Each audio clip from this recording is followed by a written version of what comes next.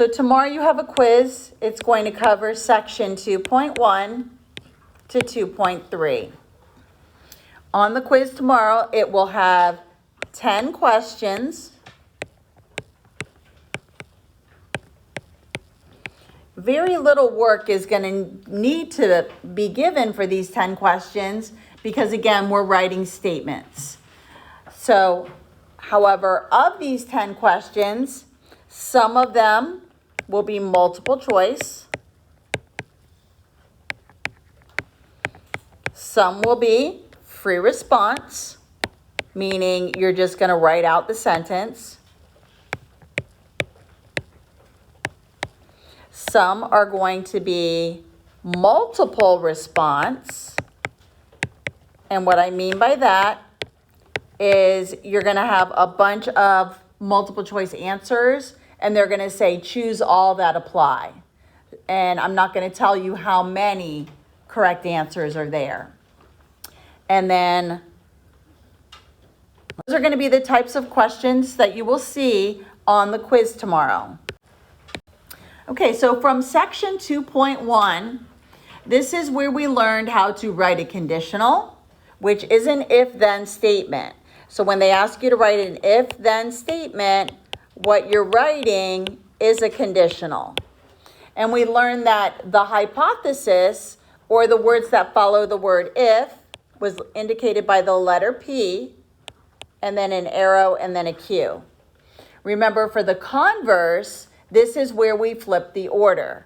And you would then now change the conclusion and put it in the spot of the hypothesis, and then the same thing, take that conclusion and take it out and put in the old hypothesis. For the inverse, this is where we're going to negate the hypothesis and negate the conclusion. And it's always going to be, if not P, then not Q. And then for the contrapositive, remember you flip and negate. So if not Q, then not P. So you flip and negate. Then the last one, this part E, it says if the conditional and the converse are true, then you could write a biconditional. And remember, a biconditional includes the words if and only if. If the converse and the conditional are false, then you would have to provide a counterexample. And remember, a counterexample doesn't prove it true, it proves it false. So we're going to take the sentence that's up at the top of the page. And the sentence is, McCarthy students dress up for homecoming week. Now, tomorrow on the quiz, if you do not understand and know what all these vocabulary words mean, then there's no way you're going to be answering the questions tomorrow. So knowing the definitions and the postulates in this 3 sections is going to be very important.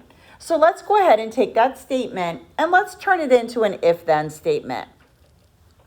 So, and again, the words don't have to be exactly as I'm writing them. And again, it should be, you should be creating a grammatically correct sentence. So I'm going to go ahead and say, if McCarthy students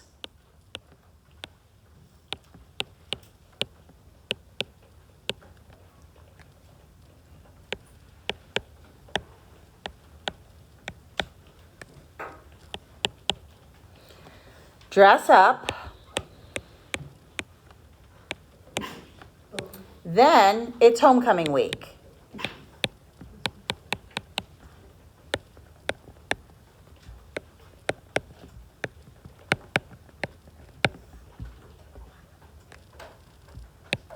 And this is the answer to part A.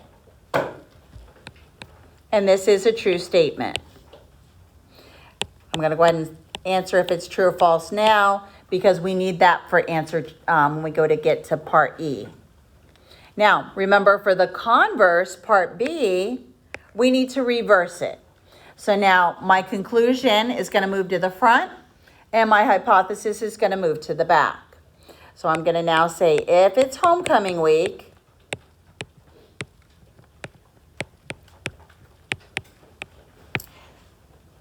Then McCarthy students dress up.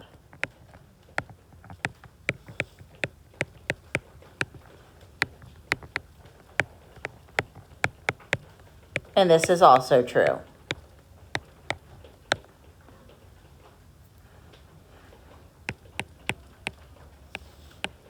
Now for part C, we're doing the inverse. And remember, for the inverse, we need to negate both of it, but it needs to say in the same order as your conditional. So I'm going to say, if McCarthy students do not dress up,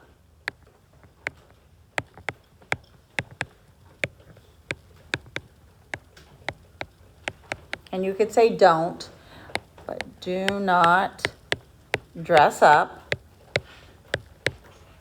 then it's not homecoming week.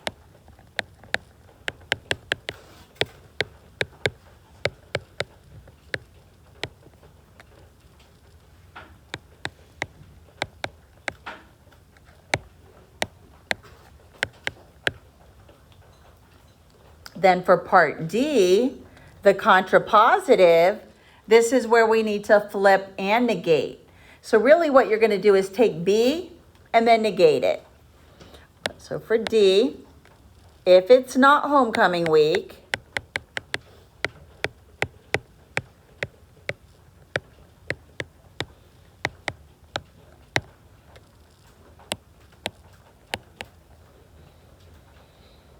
then McCarthy students do not dress up.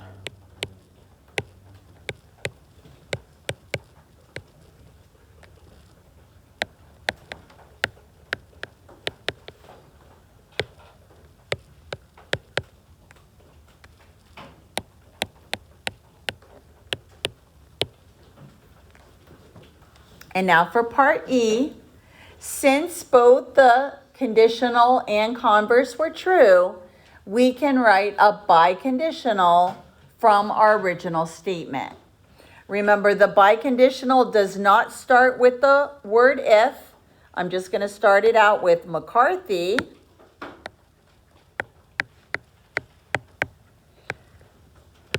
McCarthy students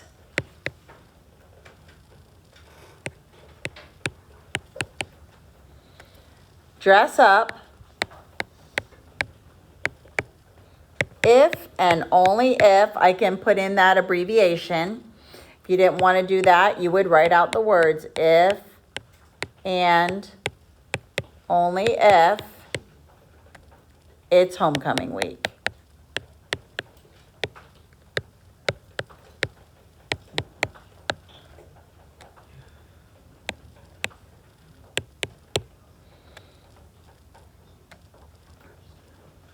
So again, make sure you understand the word conditional, converse, inverse, contrapositive, biconditional.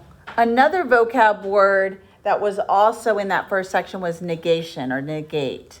And that's what we're really doing when we do the inverse there. We're negating it. And remember, negating something just makes it the opposite.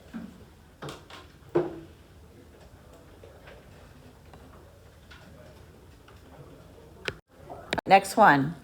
It says to create a biconditional from the true statement below.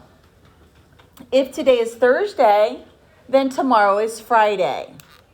So biconditional, remember, if and only if. So we're going to write today is Thursday.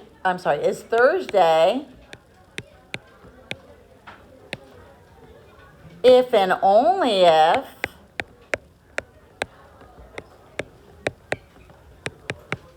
tomorrow is Friday.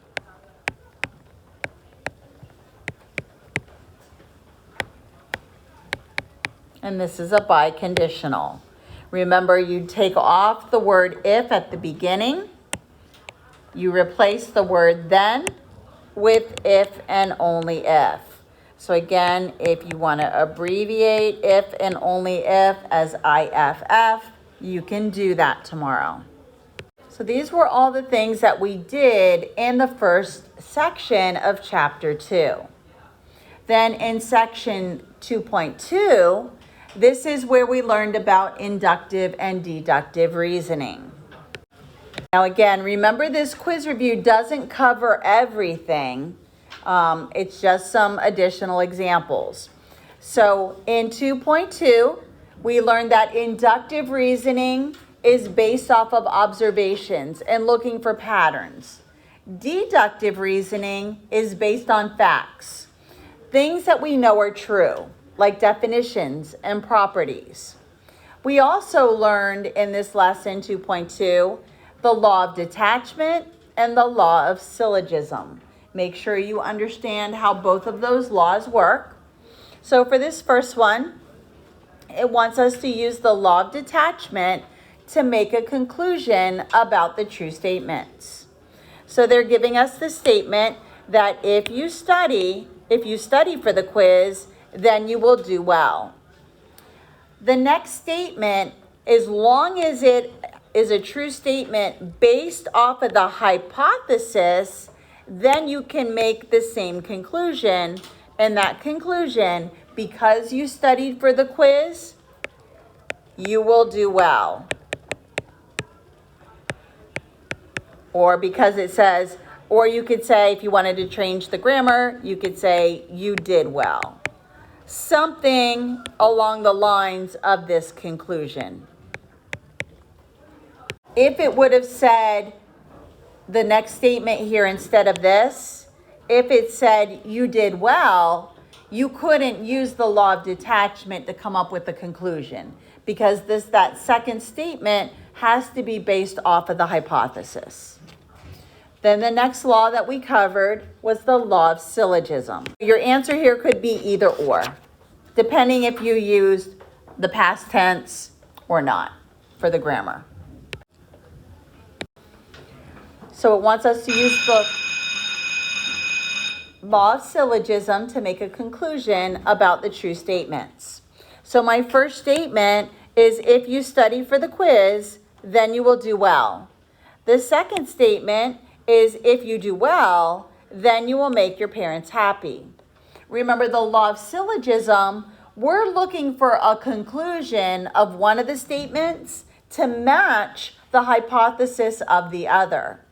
And this one was set up perfectly for us. We didn't have to rearrange anything. Notice this conclusion of the blue one is the same as the hypothesis of the red one. These will cancel out. And then now what's left is what's underlined only in the blue and the red. So the conclusion you can make by using the law of syllogism, since you studied for the quiz, if you study for the quiz,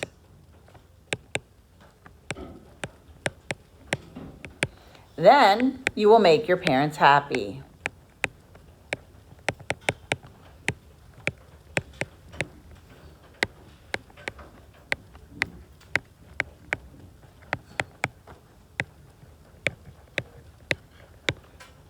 Now this class kick only had examples of what we did in 2.1 and 2.2. You are still responsible for the postulates in 2.3. So memorize those postulates to get you ready for the quiz as well. Remember, when you are studying for any test or quiz in this class, we never just give you a review that looks just like the test or the quiz. You have to go back, review your notes, your homework, your warm-ups, and the reviews that are posted. So again, remember, you can use your notes, your warm-ups, your homework, the quiz review or the reviews that we post. There's also a Quizlet that is in the module for the first 3 sections. Sometimes I'll also post a Kahoot if I happen to find one of those, or even a GIM kit. But for this particular quiz, there is the class kick quiz review. There's actually 2 reviews. There is the class kick that we just completed. Now, I was hoping to use the class kick app, but again, my images did not work, so we just did it as a PDF. And then there's also another quiz review. It is an assignment on Canvas, and it's just a PDF. Now, this assignment, if you look in the description, it has the letters NG. It is a non-graded assignment. You do not need to turn in that quiz review. And I'm going to show you where it is on Canvas. And I'm also going to show you where the Quizlet is as well. So again, use all of this and make sure you're memorizing those postulates from section 2.3. Now I'm also going to show you in the PDF, up at the top of the page of that quiz review is a bank of vocabulary words. That would be a good place to start to make sure that you're understanding all the vocabulary associated with these 3 lessons. But that's pretty much it. Use all of this. 10 questions tomorrow. It is on paper, so you do need to bring a pencil. You have no homework that needs to be turned in. Your only homework is to study.